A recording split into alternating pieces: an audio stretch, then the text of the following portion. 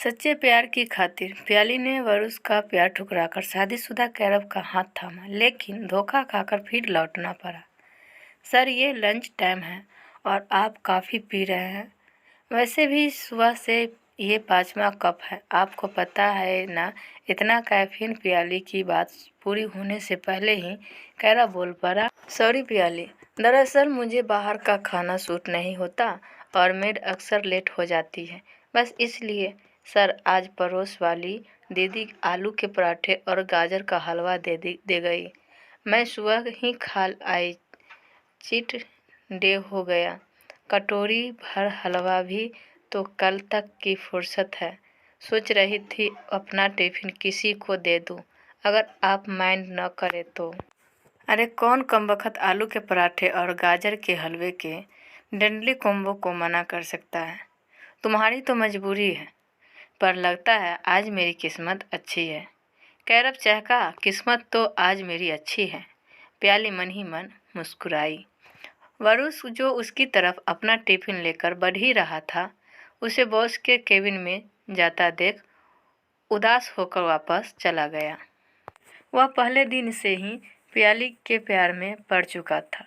यह बात प्याली भी जानती थी, पर एक मामूली सी एम्प्लॉय में उसे कोई दिलचस्पी नहीं थी। कारण यह था कि वह अनाथ थी, बचपन से ही अभावों में जीती रही।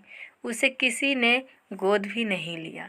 अपने दम पर पढ़ लिख कर जॉब कर रही थी और चाहती थी कि कोई अमीर आदमी उसे पसंद कर ले। बचपन में जिस लंबे कद के कारण उसका सब मजाक उड़ाते थे, वही उसके काम आया। अब चूंकि वह कमाने लगी थी, उसने अपनी ग्रूमिंग पर काफ़ी खर्च किया। Regular gym, diet, exercise, supplement, fashionable dress style से कटे कलर्ड बाल, छूट-फूट मॉडलिंग से शुरुआत करके अब वह इस मल्टीनेशनल कंपनी की परमानेंट मॉडल और एम्प्लॉय बन चुकी थी। वरुण जानता था कि उसकी नज़र बॉस पर है, पर वे शादीशुदा थे। तभी जैसे बिल्ली के भाग्य से छिक्का टूटा और बॉस के डिवोर्स की चर्चा पूरे ऑफिस में फैल गई। प्याली यह मौका हाथ से नहीं जाने देना चाहती थी। फिर जैसे किस्मत उसी के लिए सब खेल रच रही थी। एक एंड कैंपेन की शूटिंग के लिए 15 दिन के लिए उसे बॉस के साथ साउथ अफ्रीका जाने का मौका मिल गया। दोनों के बीच नज़दीकियाँ इतनी बढ़ गई कि लौटते ही दोनों ने शादी करने का फैसला कर लिया। एक बहुत ही छोटा सा गोपनीय फंक्शन रखा गया। प्याली और कैरब ने सख्ती से मना किया कि किसी को कानो कान खबर न हो, क्योंकि डिवोर्स केस अभी कोर्ट में चल ही रहा था। डिवोर्स होते ही धूमधाम से रिसेप्शन करेंगे। फिर 2 महीने बाद ही प्याली को पता चला कि वह प्रेग्नेंट है। वह बहुत खुश भी थी और घबराई हुई भी। एक तरफ उसका खुशहाल वैवाहिक जीवन और दूसरी तरफ उसका कैरियर। मैं अभी 24 साल की ही हूँ। प्रेगनेंसी से फिगर खराब हो गया तो मॉडलिंग में काम नहीं मिलेगा। दूसरी तरफ कैरब को किसी भी हाल में बच्चा चाहिए। पहली बीवी से तलाक इसलिए लिया क्योंकि शादी के 10 साल बाद भी बेऔलाद थे और आए दिन लड़ाइयाँ होती थी। नहीं, मैं यह रिस्क नहीं ले सकती।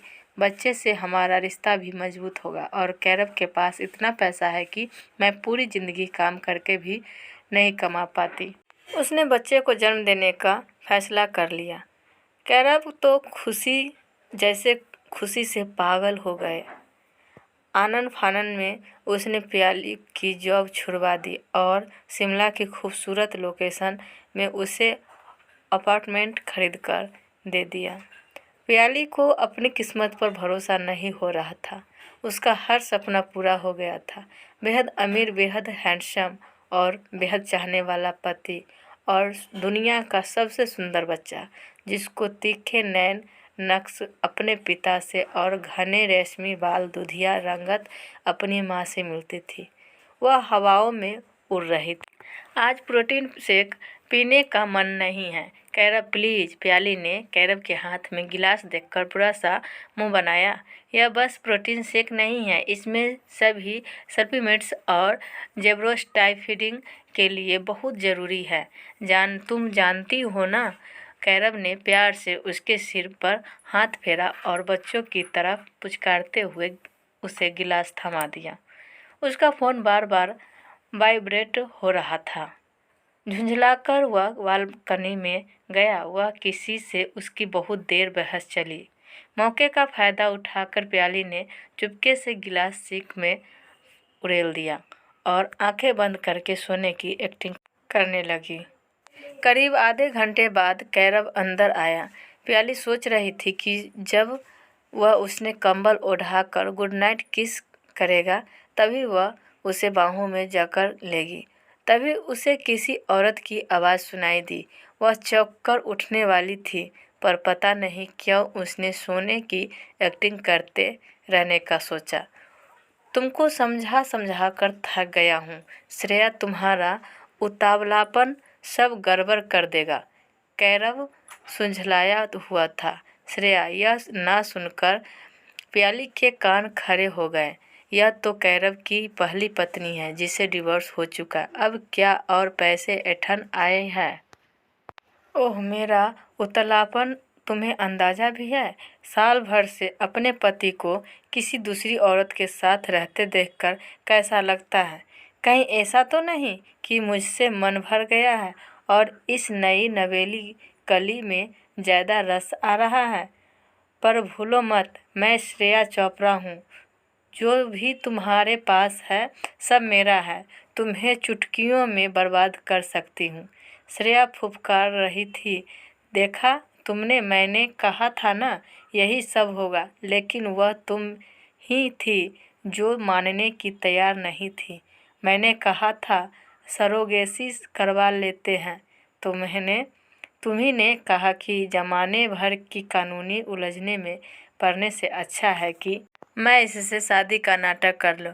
इसके आगे पीछे कोई नहीं है। गरीब है और बहुत सुंदर, आकर्षक, लंबी, पूरी जवान है। इस कंडीशन में नहीं है कि बच्चा पाल सके तो कोई नुकुर भी नहीं कर पाएगी और जब चाहे पीछा छुड़ा लेंगे। हमारा क्या ही बिगाड़ लेगी। और अब तुम ही मुझ पर शक कर रही हो। कैरब ने धीमे लहजे में कहा। शक होगा ही ना। मेरा आइडिया था बच्चा होते ही इससे पीछा छुड़ा लेंगे। लेकिन अब तो 2 महीने हो चुके डिलीवरी के। तुम भी अभी भी इसके पल्लू से बंधे हो। श्रेया कुछ सुनने की तैयार न थी। देखो यह हमारे बच्चे के फ्यूचर का सवाल है। 6 महीने माँ का दूध जरूरी है। इसके बाद तो हमारे पास जिंदगी पड़ी है। तुम ऐसे बार बार यहाँ चली आती हो। मुझे इसके प्रोटीन शेक में नींद की दवाई मिलाकर देनी पड़ती है। इसका बुरा असर हमारे बच्चे पर भी पड़ेगा। साल भर भरोसा किया है ना, 4 महीने और सही। जान प्लीज, इस जैसी लड़कियों की तरह तुम्हारे आगे बिसात ही क्या है। जब कहो लाइन लगा सकता हूँ। कैरब ने उसे गले लगाते हुए कहा। हम मन तो कर रहा है अभी इस डायन का गला घोंट दूं। पर ठीक है, 4 महीने और सही। मेरे बेटू को मेरी गोद में दो। इसके बिन रहा नहीं जाता अब। वे दोनों उसके बेटे को लेकर बाहर चले गए और प्याली की चीखें उसके गले में ही घुटकर रह गई। वह एकदम सन्न रह गई। एक पल में उसकी पूरी दुनिया चकनाचूर हो चुकी थी। पर उसे ये समझ आ गया था कि वे दोनों बहुत शातिर, पावरफुल और क्रूर हैं।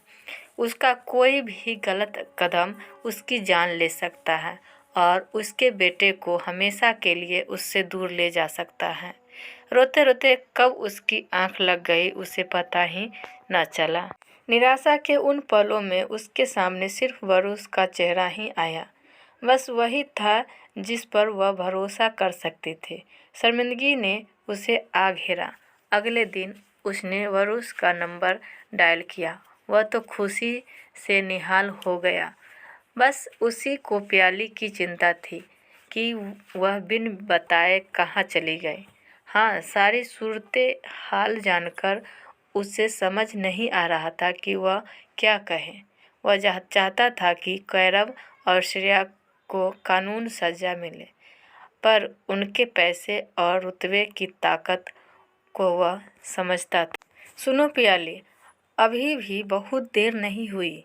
भगवान की कृपा से समय रहते तुम सावधान हो गए। सबसे पहले तो अपनी जान बचाने की फिक्र करो। घर में हिडन कैमरे लगाओ, साउंड भी रिकॉर्ड करो। जिस अपार्टमेंट में रह रही हो उसके कागज़ अपने पास रखो। यह तुम्हारे नाम है, तुम्हारे काम आएगा। 4 महीने के भरोसे न रहो, कभी भी कुछ भी हो सकता है। इन दोनों के खिलाफ पर्याप्त सबूत इकट्ठे होते ही मुझे सिग्नल देना। हम इस देश से बाहर निकलकर इन दोनों पर केस करेंगे। तुम्हारी और हमारे बेटे की सुरक्षा सुनिश्चित करने के बाद। पियाली के पास उसका शुक्रिया अदा करने के लिए शब्द नहीं थे। उसने सब कुछ वैसा ही किया जैसा वरुण ने कहा। प्लेन टेक ऑफ कर चुका था। उसका हाथ वरुण के हाथ में था। उसका बेटा वरुण की गोद में सुकून से सो रहा था। वरुण, हर चमकती चीज़ सोना नहीं होती। सादगी की भी अपनी खूबसूरती होती है। यह बात मुझे देर से समझ आई, पर फिर भी उतनी देर नहीं हुई। यही सुकून है। प्याली के लिए यही राहत क्या कम थी कि सच्चे प्यार का मतलब समझ आ गया और जान भी बच गई।